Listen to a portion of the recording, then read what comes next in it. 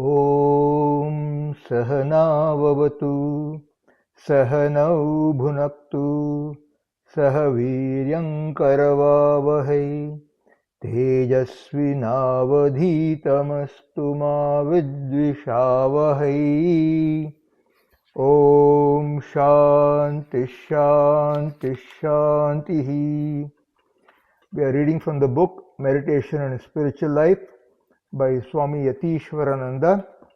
We are currently in chapter 24, the power of the divine name, and we are about to begin the section.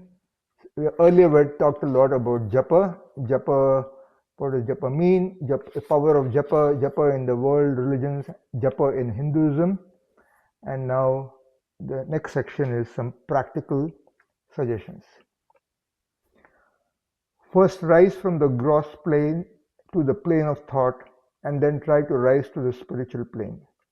Before coming in touch with higher spiritual currents, the lower currents in us must be neutralized. When the lower vibrations are too strong, chant the divine name with great vigor and tenacity. Our atmosphere is full of sound vibrations from various sources. These affect us even without our knowledge. If you listen to the music from a radio, you can differentiate the effects of the various types of music on you. Some music elevates you, some makes you restless, some just drives you mad. Learn to counteract bad music through bhajan and singing and chanting of holy texts. Create your own inner music. In fact, it is going on perpetually. You can listen to it when you properly tune your mind inward. The soul enthralling melody of, quote, Krishna's flute, unquote, can be heard within. That fills the soul with bliss and bathes the mind and body in peace. Faith is most essential before taking up japa. It does not matter if at first japa becomes mechanical to some extent, but one must have faith in the power of the mantra. Faith is most essential before taking up japa. It does not matter if at first japa becomes mechanical to some extent, but one must have faith in the power of the mantra. The beginner finds that his center of consciousness is continually shifting, going up, coming down, and so on. This is most difficult for every aspirant. With infinite patience, he should go on with his japa at regular hours, whatever be the result at the beginning. This is the only way to achieve success in due course. You must never allow yourselves to get into a drowsy state during your attempts at meditation or japa. This is most dangerous. Sleep, drowsiness, and meditation should never be connected in any way. If you feel very drowsy, just get up and walk to and fro in the room while doing your japa till this drowsiness leaves you. When the mind is awfully restless and outgoing, we should tenaciously persist in our japa, even do it mechanically, without giving in to this restlessness. That way, at least a part of our mind would be engaged in japa. Thus, the whole mind cannot become or remain restless. Along with each repetition of the name of your Ishtam, that is the chosen deity, or of your mantra, the mystic sound symbol of the divine, imagine that your whole body, mind, and senses are becoming purified. This faith must be made firm, because in a way this is the idea underlying japa. The Ishtam's name soothes one's nerves, calms the mind, and brings about helpful changes in the body. When the mind is in a state of great tension or depression, begin at once humming the name and thinking of the divine. Imagine that this is bringing about a balanced state, a new rhythm in the body and in the mind. Actually, you will feel how it soothes the whole nervous system, how it stops the outgoing tendency of the mind more and more. You may also practice rhythmic breathing before or along with japa. Rhythmic, regular breathing brings about calmness, a certain balance in the nervous system, and this again facilitates your spiritual practices. While doing your breathing exercises, try to give some strong suggestions to your mind. I am breathing in purity, breathing out all impurity. I am breathing in strength, breathing out all weakness. I am breathing in calmness, breathing out all restlessness. I am breathing in freedom, breathing out all bondage. These suggestions may be given even while doing your japa. They are very helpful in preparing the ground for real practice. The holy thought brings about a certain harmony in the body and the mind. Think that with each repetition of your mantra, you are becoming purer and purer. You cannot know the effect of japa at once, but if you go on for some time, steadily and persistently, you will feel it. And then after some years, you will be astonished to find what a great change has come over you. There is a great scope for experiment. This body is to be polarized and made rhythmic, at least to some extent. And the nerves too are to be polarized and made rhythmic. Through practice, we must make the body, the mind, the breath, all of them rhythmic. Then only can we come to have the proper mood for spiritual practices and meditation, and can do them in right earnest and in the proper way. Everything else belongs to the preliminary steps. Everything is difficult in this path. Visualization is difficult. Control of the mind is difficult. And meditation is difficult. Japa too is difficult if it is to be done properly, but a little less so. So new strength must be gained. And for this the suggestions mentioned are very helpful. Make use of the great power of sound and sound symbols. You must try to feel that the holy name, the holy mantra is purifying and elevating you. In due course, you yourself will see that the rhythmic repetition of the name is the most essential part of spiritual practice in the life of a beginner. Take the help of the sound symbol always, for sound and thought are interrelated. Thoughts manifest themselves in different sounds. Now we find that the divine idea finds its expressions in different holy names, and there is an inseparable connection between the holy idea and the sound. That is why we make use of the sound in our spiritual practice. It becomes easier for us to call up the holy thought with the help of the sound. We should see that we pass from the sound symbol to the idea behind it, otherwise the sound does not help us. First comes external worship. The next spiritual practice to be taken up by every aspirant is japa and meditation. And finally comes the experience of the divine being everywhere, with or even without closing one's eyes. This is the highest stage, and one can attain it only after having passed through all the previous ones, step by step. Try to establish a definite relationship between the sound symbol and the holy idea, so that the idea comes up the very moment you touch the key of the sound symbol. As in the case of a typewriter, when you touch a key, the corresponding letter is printed on the sheet. So, the moment you touch your sound symbol, the corresponding idea should arise in you and come to your help. But for this, a very definite association between the two must be established through systematic daily practice. Even if a great tempest is about to rise in your mind and sweep you off your feet, go on with your japa. If need be, repeat the holy name aloud, or at least to be audible to you. Very often, in a very disturbed state, silent mental repetition is not enough. Audible sound checks the wandering mind. We should never minimize the effects of sound vibration. Our whole mind, even our body, responds to rhythmic chanting of the holy name. Japa puts the mind in tune with higher cosmic vibrations. This calms, elevates, and concentrates the mind. Some people keep up hours of loud japa and get considerable spiritual benefit. The same effect can be produced by repeating the mantra in the mind without any oral expression. Sri Ramakrishna used to compare japa to a chain, one end of which is tied to a heavy block immersed in a river. By holding to the chain and moving forward link by link, you finally touch the block. In the same way, each repetition of the name takes you nearer to God. The sound calls up knowledge, and knowledge brings us in touch with the divine. You should see that your japa becomes better and better in quality. You should do your japa consciously, intelligently, and have more and more of it as days pass. Always think of the chain and try to get hold of the next link. Thus you approach the divine more and more and prepare yourself for meditation. Even when we seem to be swept away, let us try our best to hold on to the chain. Very often we magnify the danger that threatens us. Afterwards, we find that we have been enlarging it too much with our vivid imagination.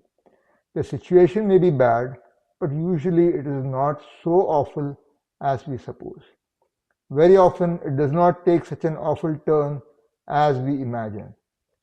And even if matters are really awful, why give up the struggle and allow yourself to be defeated without any resistance? Always go on with your japa, your prayer in such cases, and try to meet the situation as well as you can. Even if you are defeated, your defeat will prove to be a stepping stone to success. As a rule, one must dwell on the form along with the repetition of some holy sound symbol. But when one is not in a meditative mood, one may just go on with japa, repeating the holy name or mantra 1,000 or 2,000 times without any break. It does not matter even if it is a little mechanical. Practicing this way, one may later on find meditation easier. Meditation is the extension of japa. Japa is meditation with breaks. In a way, meditation is japa without breaks and, of course, a more intensive process. In japa, we have sound and thought with breaks. In meditation, thought alone without breaks. If you want to have meditation, you must first practice japa. You cannot make a sudden jump into meditation. Every time your mind threatens to be out of balance, repeat the name and try to think of the holy form in the center of your consciousness. Hold on to the sound and think of the meaning. If you are able to do this for some time, great steadiness will come. Then our muddled brain will become somewhat clearer, our thinking and feeling will become more definite. Japa removes many an obstacle and prepares the aspirant for meditation. Whether you feel inclined or not, do it. Go on with it. Why should you stop it? Merely because your mind does not feel inclined to do it. Why own defeat? Why be deceived by your own mind? Go on repeating the holy name and think of the ideal it represents and never allow yourself to be defeated. Go on repeating it so that your ear may hear the sound and your mind may dwell on its meaning. Next section, the power of the divine name. In the beginning of spiritual life, you need not bother about real meditation. Do japa and dwell on your Ishtadevata. In due course, japa will develop into dhyana, which means unbroken thought on the theme for meditation, like the unbroken current or flow of oil from one cup to another. I'll take a digression here. So this is referring to the different paths in the Ashtanga Yoga of Patanjali. So we start with Yama, Niyama, Asana, Pratyahara, Dharana, Dhyana. So Pratyahara is where we are withdrawing from our sense organs, going outwards. We're trying to bring it inside. And then Dharana is where we are trying to focus on one thing, but it is not continuous. And Dhyana is the ultimate realization of Dharana, where it is continuous.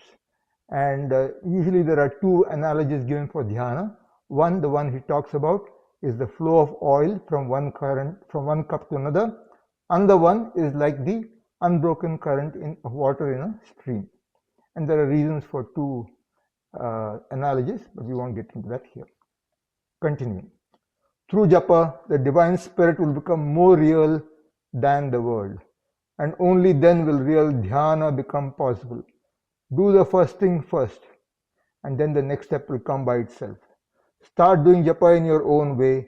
By tuning oneself to the audible repetition of Om, one may gradually make it more silent and come in touch with what is called Shabda Brahman of the Indian rishis, or the music of the spheres of the ancient Pythagorean philosophers of Greece. Repeat the harmonious sound and know that it is a symbol, a manifestation of the Supreme Spirit, who is infinite presence, love, and bliss. By tuning your own radio set properly, you come in touch with the cosmic vibrations which will bring you in contact with the cosmic mind, and through that, the cosmic spirit, which is present everywhere and is the soul of your soul and the soul of all souls. By all means, continue your japa. The holy Shakti mantra an aspirant receives has a tremendous power of removing obstacles and awakening the spiritual consciousness. This really is the power of the Divine Mother of the Universe. Call her Devi or Kali, manifest in this age as Bhagavan Sri Ramakrishna. Sometimes it is very helpful if the aspirant touches one of the higher centers of his consciousness, heart, head, etc., with his rosary or with his palm while doing japa. Feeling the center physically makes it easier for him to fix his consciousness there. The holy sound gives a sort of support to the mind. When there is any great trouble, one should try to be a little calm and introspective and should pray to the divine from the bottom of one's heart. Why allow yourself to be swept off your feet when any trouble arises? The moment you let go of the quote-unquote chain, you are lost. When there is absolutely no help, the divine is the only help. And by the divine, we mean the Supreme Spirit which dwells in us as the soul of our souls. Japa is one of the most important forms of spiritual self-help. It takes us nearer and nearer to the soul of our souls.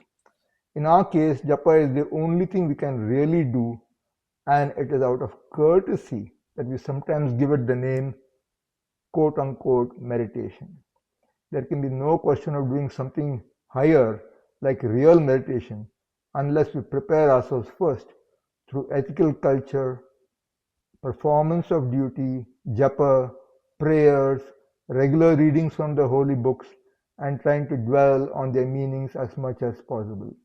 These preliminary practices help us in withdrawing the mind from the manifold distractions. This is what we called pratyahara earlier, and in making us dwell on holy thoughts, even though with breaks in the beginning.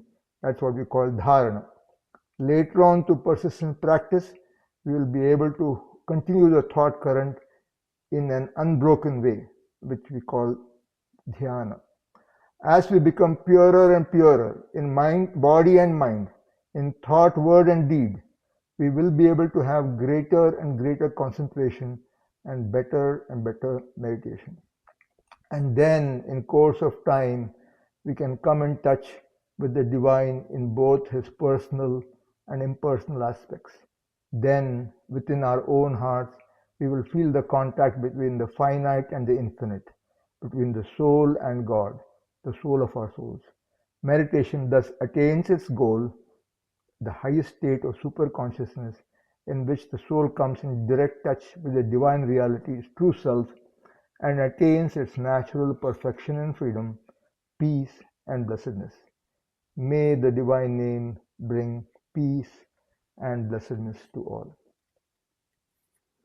Om Purnamadah Purnamidam Purnat Purnamudachyate Purnasya Purnamadaya Purnamevavashishyate. Om Shanti Shanti Shanti. Harihi Om Shri Gurubhyo Namaha. Harihi Om.